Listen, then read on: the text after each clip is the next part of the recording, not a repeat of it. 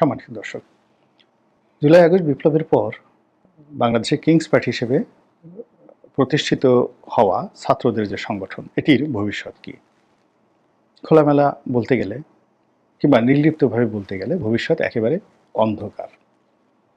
এবং এই রাজনৈতিক দলটি পরিপূর্ণভাবে 100% ডাব্বা মারবে এবং ডাব্বা খাবে।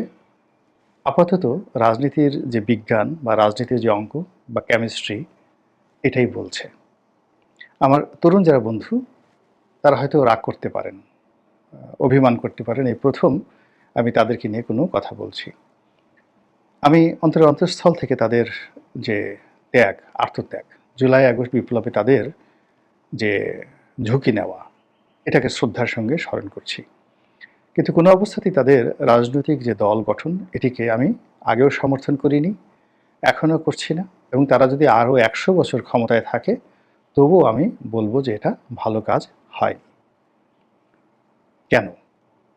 কারণটা হলো যে আমাদের দেশের রাজনীতির একটা ইতিহাস আছে, রাজনীতির একটা অঙ্ক রয়েছে, বিজ্ঞান রয়েছে, কেমিস্ট্রি রয়েছে অর্থাৎ রসায়ন রয়েছে, ফিজিক্স রয়েছে, জীববিদ্যা রয়েছে। এর কোনোটার মধ্যেই ছাত্রদের এই দল গঠন, রাজনীতি করা, এটি পড়ে না।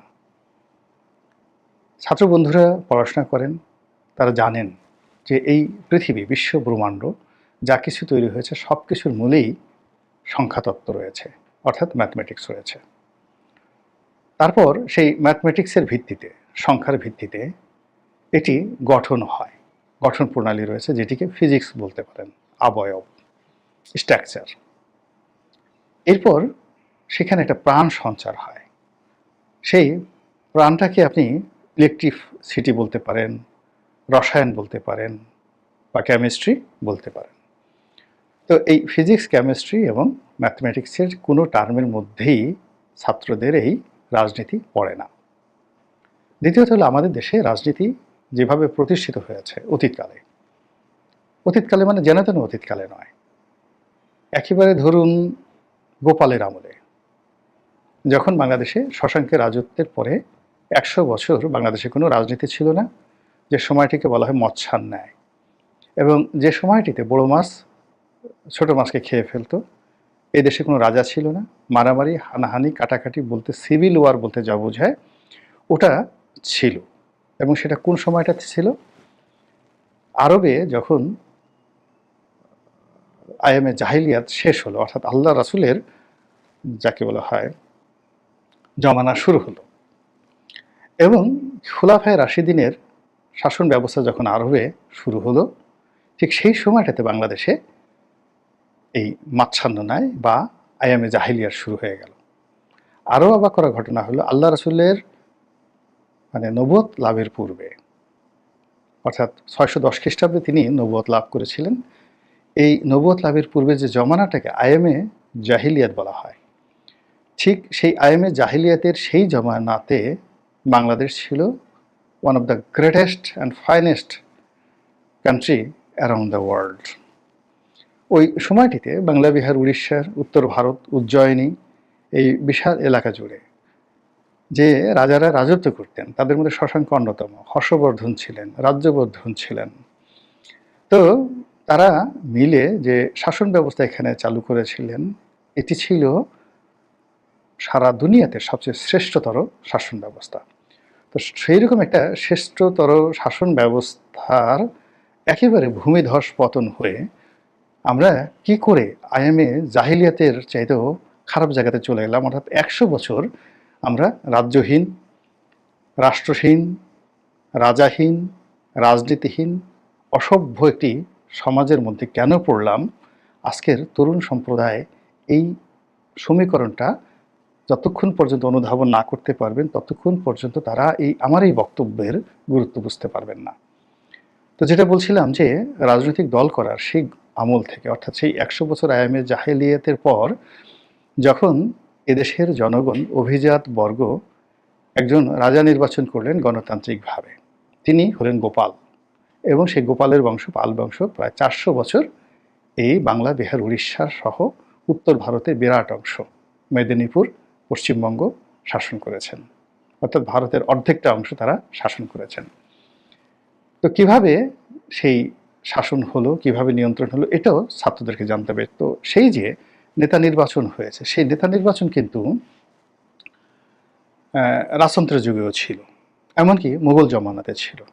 এখন সম্রাট বাবর মারা যাওয়ার পর কে হবেন সাম্রাজ্যের প্রধান, তা নিয়ে কিন্তু হুমায়ুনের ভাইদের মধ্যে যুদ্ধ হয়েছে, মারামারি হয়েছে, এবং গণতান্ত্রিক পদ্ধতিতে মনোনয়ন ছিল, কিন্তু তারপরেও গণতান্ত্রিক পদ্ধতিতে হুমায়ুন বাদশাহ নির্বাচিত হয়েছে, এবং বাদশাহ নির্বাচিত হয়ে তার ভাইদের বিরুদ্ধে তার যুদ্ধ করতে হয়েছে। একইভাবে আকবর, অর্থাৎ আকবর একমাত্র সন্তান, কিন্তু তার সিংহাসন আরোহণটা এত সহজ ছিল না। সেখানে নির্বাচন হয়েছে, অভিজাততন্ত্র, আমির ওমরা যারা আছে তাদের ভোটে তিনি নির্বাচিত হয়েছেন। বাবরের ক্ষেত্রেও তেমনি হয়েছে।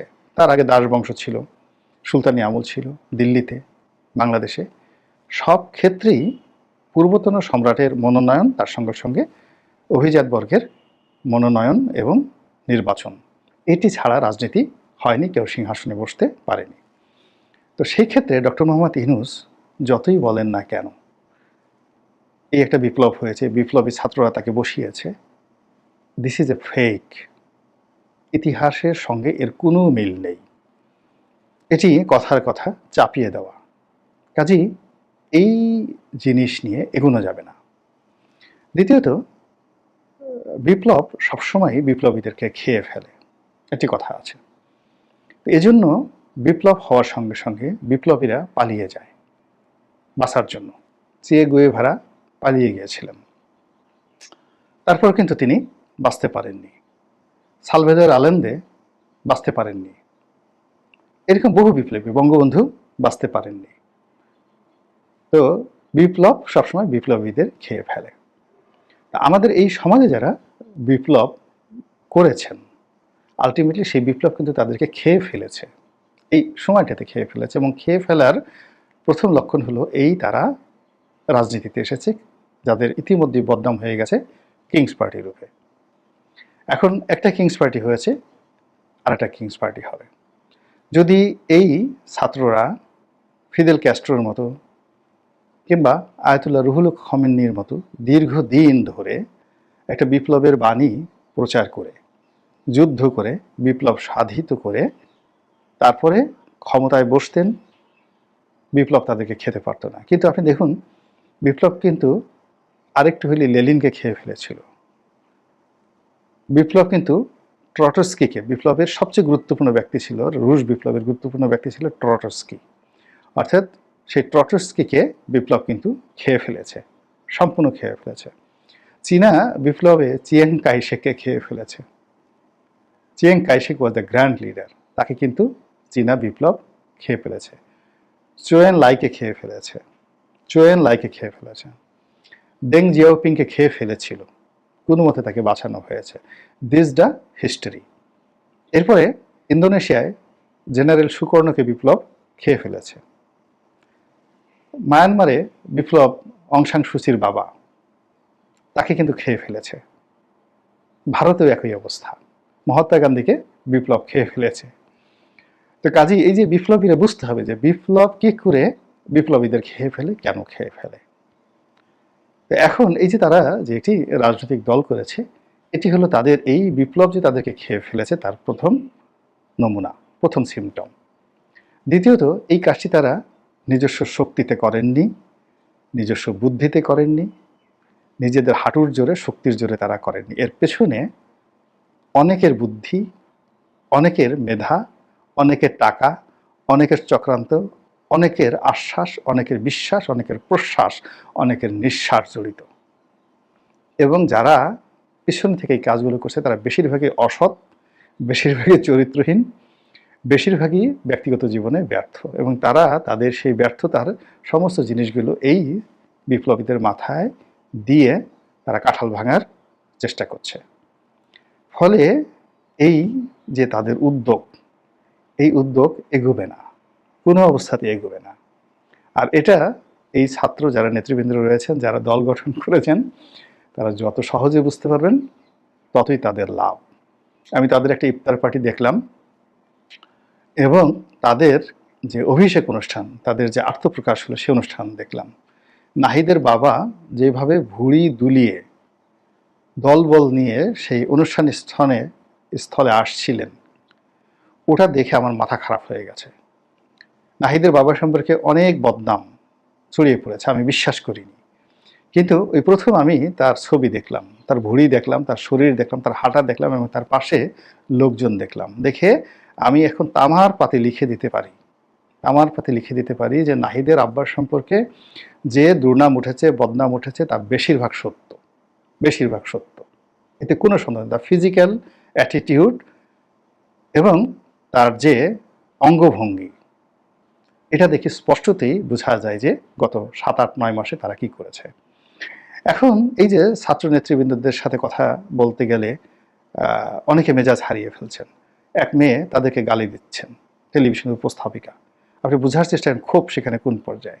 খালিদ মহিউদ্দিনের মতো ভদ্র মানুষ কিভাবে উপস্থাপনা করতে গিয়ে তাদের সাথে আচরণ করছেন, বিরক্তি, রাগ হলে পারলে তো গালে দুটো থাপ্পড় বসায় দিতেন, প্রশ্ন নয় যেন এক একটা থাপ্পড়।